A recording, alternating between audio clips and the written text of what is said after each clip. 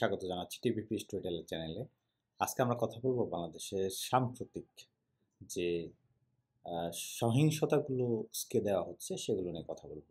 এবং আমরা গতকালকে দেখেছি যে চট্টগ্রামের হাটহাজারীতে আ এক ধরনের মব সৃষ্টি হয়েছে। যদি বলা হচ্ছে সেটি মব, আসলে এই যে সাধারণ কিছু সাধারণ মানুষ বা সাধারণ জনতার নামে যে ধরনের মব সৃষ্টি হচ্ছে কিংবা যে ধরনের সহিংসতার ঘটনা ঘটছে, এগুলোকে পুঁজি করে আবার অনেক ধরনের রাজনৈতিক বয়ানও তৈরি হচ্ছে দেশে এবং দেশের বাইরে।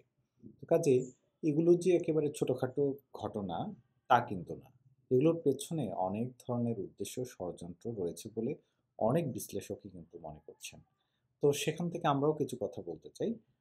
যে প্রথমত একটা বিষয় নিয়ে খুব বেশি সোশ্যাল মিডিয়াতে তোলপাড় তুলেছে, সেটি হচ্ছে গিয়ে একজন ব্যক্তি যিনি জীবদ্দশায় রসুল এবং সৃষ্টিকর্তা আল্লাহ তাআলাকে নিয়ে কটূক্তি করেছে, নানান ধরনের বিদ্রূপাত্মক কথা বলেছে, লিখেছে।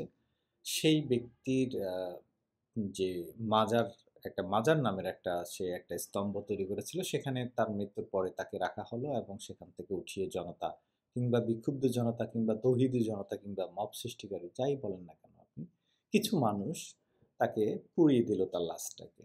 এটাকে কেন্দ্র করেও কিন্তু অনেক ধরনের উত্তেজনা সৃষ্টি হয়েছে বাংলাদেশের সোশ্যাল মিডিয়াতে। তো কিন্তু এই ঘটনাগুলোর পেছনে অনেকগুলো ঘটনা রয়েছে। অর্থাৎ এই যে লোকটা যখন জীবিত ছিল তখন আসলে সে কি ধরনের আচরণ করেছে, তার কথায় কিংবা তার কাজে যদি কোনো ধরনের ধর্মীয় অনুভূতিতে আঘাত লেগে থাকে, সেটির বিচার কি তখন হয়েছে কিনা? নাকি সে তার উগ্রতা দেখিয়ে গিয়েছে এবং সেটার জন্য প্রশাসন কিংবা সরকার কোনো পদক্ষেপ নেয়নি।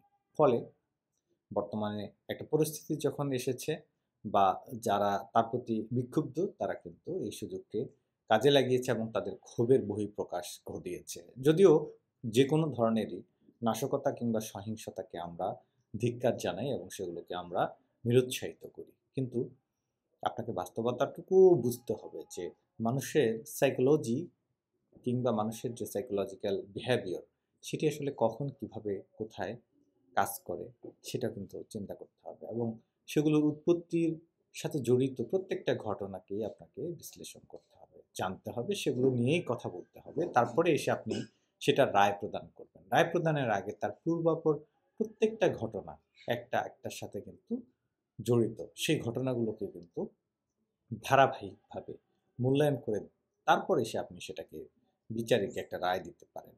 এটা আমি বলছি তাদের জন্য যারা সোশ্যাল মিডিয়াতে ব্যাপকভাবে নিন্দা জানিয়েছে এবং তীব্র প্রতিবাদ জানিয়েছে যে কোনো ধরনের মব কিংবা সহিংসতার। কিন্তু এগুলো কেন ঘটছে, কারা ঘটাচ্ছে, এর পেছনের ঘটনাটি কি সেটিকে কিন্তু হাইলাইট করা হয় না। কেননা সেগুলোকে হাইলাইট করতে গেলে যেকোনো ধরনের কনটেন্ট, সেটা মিডিয়া কনটেন্ট হোক, যাই হোক, সেটার জন্য অনেক বেশি সময়ের প্রয়োজন হবে, অনেক লেংদি হয়ে যাবে। সো যেহেতু সোশ্যাল মিডিয়াতে শর্ট কনটেন্টগুলো বেশি খাচ্ছে, মার্কেটে সেটা হিট করছে, সে কারণে দেখা যায় যে ওই যে সহিংসতার অপূর্ণ অংশটুকুই কিন্তু সেটি ভাইরাল হচ্ছে।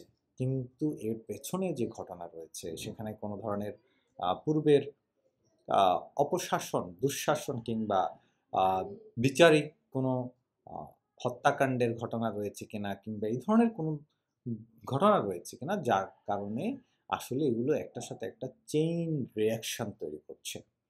সেগুলো কিন্তু আমাদের এখানে খুঁজে বের করা হয় না এবং আমরা খুব আশ্চর্য হই যে আমাদের প্রশাসন রয়েছে, বিশেষ করে এই সকল বিষয় নিয়ে কাজ করার জন্য পুলিশ প্রশাসন রয়েছে, তারা এগুলো নিয়ে কাজ করবে, অনুসন্ধান করবে। আমাদের সিআইডি ইউনিট রয়েছে, আমাদের ডিজিএফআই রয়েছে, আমাদের গোয়েন্দা সংস্থা রয়েছে।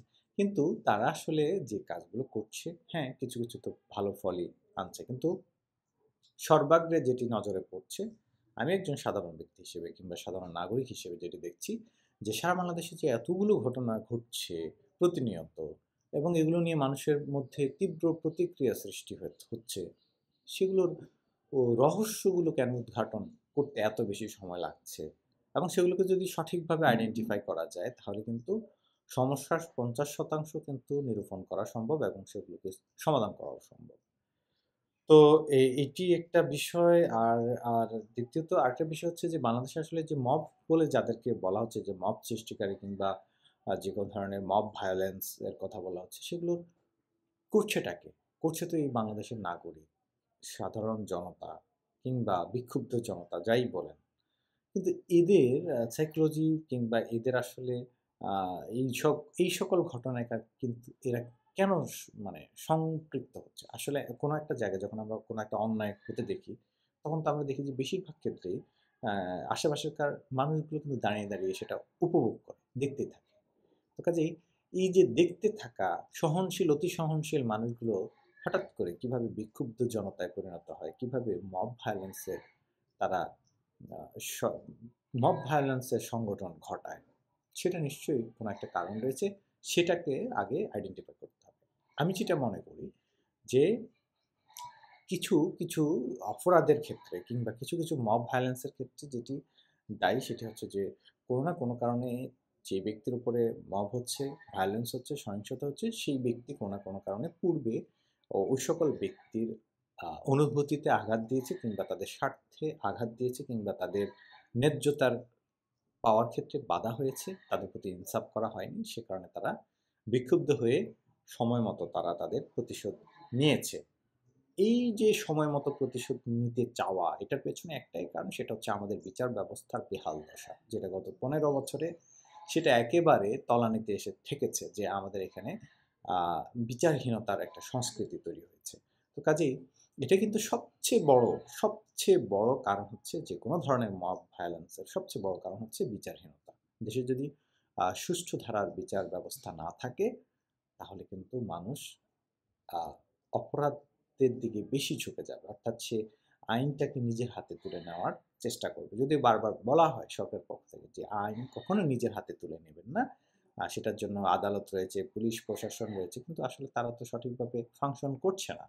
তারা যদি সঠিকভাবে ফাংশন করত, তারা যদি ইনসাফ কায়েম করতে পারত, তাহলে তো এতগুলো মব ভায়োলেন্স এর সৃষ্টি হতো না। ইম্পসিবল। এটা কখনোই হতো না। কখনোই সম্ভব না। কিন্তু আমরা দেখছি কি? সেরকম ঘটনাগুলো কিন্তু বাংলাদেশে ঘটে চলছে। তো কাজেই এটা নিয়ে যারা অনেক বেশি তেনাপেচানি করে একেবারে খুব রসকস বের করে অনেক ধরনের যুক্তিতর্ক উপস্থাপন করে এটার বিপক্ষে অথবা পক্ষে আওয়াজ তুলছেন, তাদের মনে হয় আ সমস্যার গোড়ার দিকে নজর দেওয়া উচিত।